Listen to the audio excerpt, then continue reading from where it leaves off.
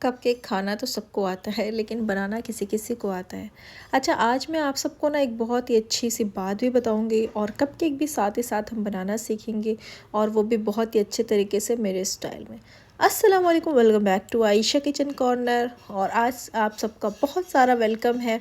और सर्दियां जैसे कि शुरू हो रही हैं तो बेसिकली सर्दियां आ गई हैं, लेकिन इसमें बहुत कुछ क्रेविंग होती है मीठा खाने की। और घर में अभी आजकल बच्चों की छुट्टियां भी चल गई हैं, तो बच्चों की छुट्टियां हो गई हैं तो उसमें बच्चे डिमांड करते रहते हैं आए दिन कुछ ना कुछ बनाना। तो आज हम सीखते हैं एक कपकेक की रेसिपी। बिस्मिल्लाहिर्रहमानिर्रहीम। तो स्टार्ट करते हैं। सबसे पहले मैंने बहुत ही कम क्वांटिटी में केक बना रही थी कपकेक, तो उसके लिए सबसे पहले मैंने एक अंडा लिया और उसके अंदर शुगर लेके तकरीबन 1/4 कप शुगर लेके मैंने इसमें ऐड कर दिया था। अच्छा, शुगर आप अपने अकॉर्डिंगली ऐड करिएगा। और जब हम केक बना रहे हुए हैं ना, तब मैं आपको एक बहुत प्यारी सी बात बताती हूँ। जैसे बिल्कुल बच्चों की तरह सिंपल और स्वीट, जैसे कपकेक को प्यार चाहिए वैसे ही हर बच्चे को प्यार चाहिए और उसको समझना भी बहुत चाहिए, जैसे बहुत ज़रूरी है।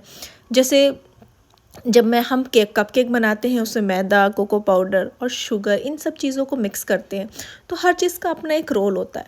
बिल्कुल वैसे ही हर बच्चा अलग होता है। कोई पढ़ाई में अच्छा होता है, कोई ड्राइंग में अच्छा होता है, कोई डांस में अच्छा होता है और कोई सिर्फ मुस्कुराने में अच्छा होता है। जैसे कि मेरा बेटा सिर्फ बस मुस्कुराएगा माशाल्लाह, और अभी तो फ़िलहाल उसकी कोई स्किल सामने नहीं आई है। लेकिन हर चीज़ का, हर बच्चे का अपना रोल होता है, हर बच्चे की अपनी एक क्वालिटी होती है। तो कोशिश किया करें कि अपने बच्चे की क्वालिटी को समझे, ना कि अपनी किसी स्किल को उस पर थोपे। अच्छा, इसके साथ साथ मैंने इसमें मेल्टेड बटर भी डाल दिया था। याद रखिएगा, मेल्टेड बटर को हमेशा ठंडा करके डालिए, वरना इसमें जो आपने एग डाला है ना वो फिर गर्म हो सकता है। इसलिए कभी किसी बच्चे को ना कंपेयर नहीं करना चाहिए। जैसे कपकेक में हम हर इंग्रेडिएंट्स कम इम्पॉर्टेंट होता है, वैसे हर बच्चा आपका स्पेशल होना चाहिए। इसके साथ ही साथ हम इसमें वनीला एसेंस भी ऐड कर रहे हैं और वनीला एसेंस से बहुत अच्छी खुशबू आती है। अच्छा, अब हम इसमें मिल्क ऐड करेंगे। मिल्क हमने इसमें 1/3 कप मिल्क ऐड किया था। हमेशा ये बात ध्यान रखें कि ज़बरदस्ती कुछ भी नहीं बनता, ना बैटर, ना बच्चे, ना कॉन्फिडेंस। बच्चों को भी टाइम देना चाहिए। गलती करें तो डांटना भी चाहिए, मतलब डांटना चाहिए लेकिन एक हद तक, बल्कि कोशिश करें कि उनको डांटने के बजाय उन्हें समझाएं, क्योंकि गलतियां ही सिखाती हैं। ये बात आप भी जानते ही होंगे। अच्छा, इसके बाद हमारा आ गया है सूखे बैटर का, सूखे इंग्रेडिएंट्स का टाइम, जिसमें हमने डाला था 1 कप मैदा, 1/4 कप कोको पाउडर और इसमें हमने डाला 1 टेबल स्पून भर के बेकिंग पाउडर और इसमें डालेंगे हम हाफ टी स्पून इसमें बेकिंग सोडा और 1 पिंच सॉल्ट। सॉल्ट का इसमें क्या रोल होता है मैं आपको बता दूं। सॉल्ट हमेशा जो मीठी चीज़ होती है, अगर उसमें हम थोड़ा सा सॉल्ट ऐड कर देते हैं तो उससे वो चीज़, उस टेस्ट का, उस डिश का जो टेस्ट होता है वो इन्हेंस हो जाता है। अब इसका मतलब ये नहीं कि आप खीर में और गाजर के हलवे में डालना शुरू कर दीजिए, लेकिन हर चीज़ का एक वॉल्यूम और एक तरीका होता है। लेकिन हाँ, केक में थोड़ी सी चाय में अगर आप 1 पिंच सॉल्ट डाल देंगे तो वो चीज़ थोड़ी सी निखर के आ जाएगी।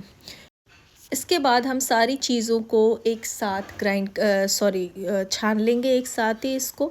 और छानने के बाद ये देखें किस तरीके से बच्चा मेरा जो था वो परेशान कर रहा था। और इसके बाद आपने ये को जानिएगा कि आपको सारी चीज़ें छान कर ही लेनी है, इससे आपका जो बैटर है वो स्मूथ बनेगा।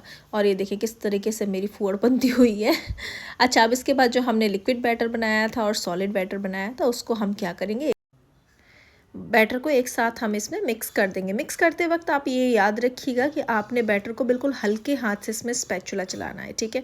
अच्छा, ये स्पैचुला अगर हम इसकी हेल्प लेते हैं तो ये देखें किस तरीके से हमारा जो बर्तन है वो बिल्कुल क्लीन हो जाता है, तो इससे आपका कुछ भी वेस्ट नहीं होता है। स्पैचुला की मुझे ये आदत बहुत अच्छी लगती है, इस वजह से मुझे स्पैचुले बहुत पसंद है।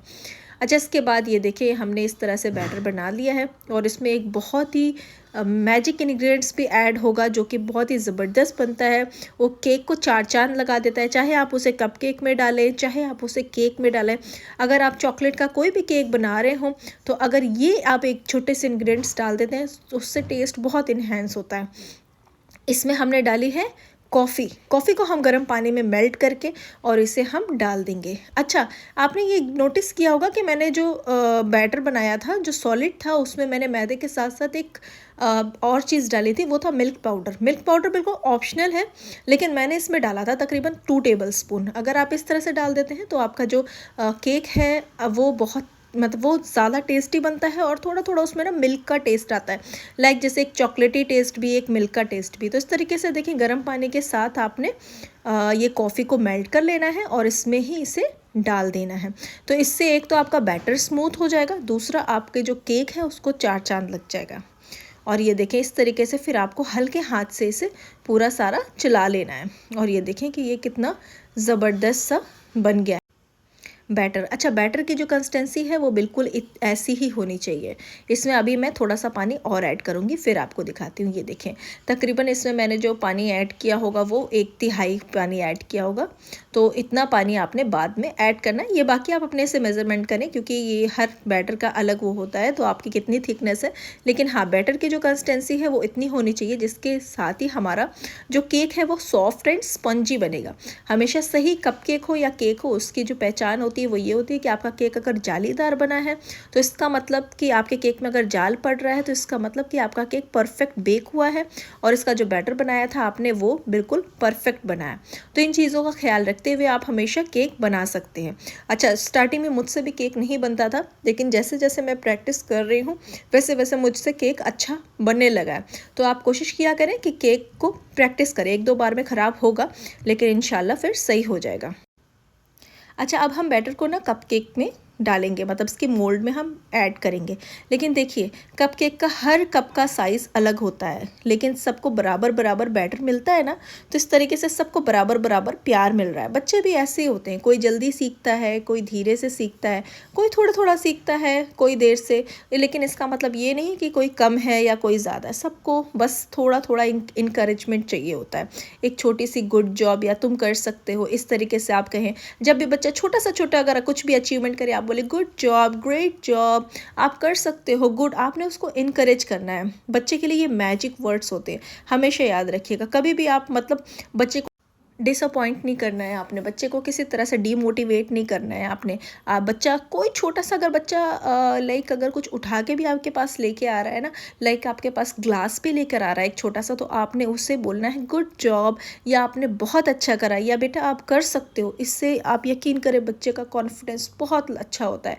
मैं हमेशा अपने बच्चों को छोटी छोटी बात पर बहुत इंकरेज करती हूँ और इससे अल्लाह का शुक्र है कि उसका कॉन्फिडेंस बहुत अच्छा है।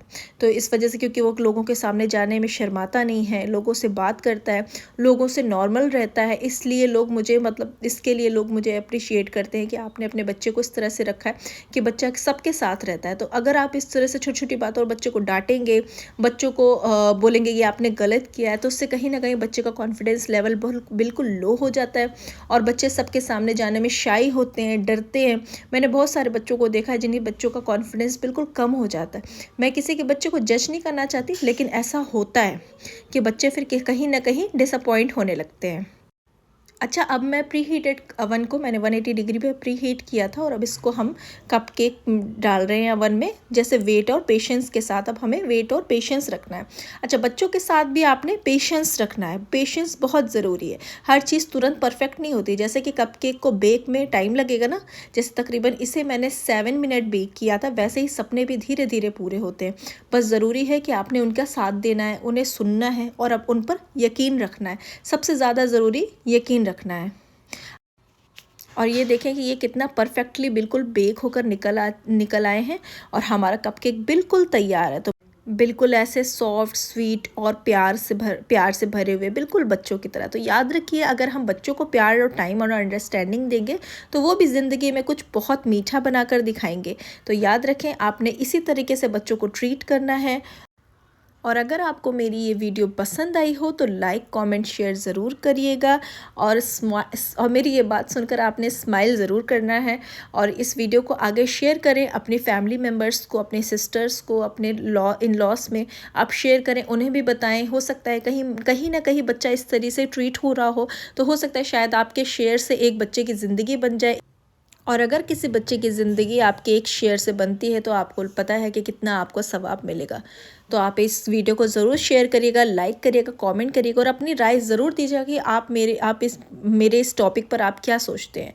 अच्छा, मिलते हैं नेक्स्ट रेसिपी में। अपना बहुत सारा ख्याल रखें। अल्लाह हाफिज़। दुआओं में ज़रूर याद रखिएगा।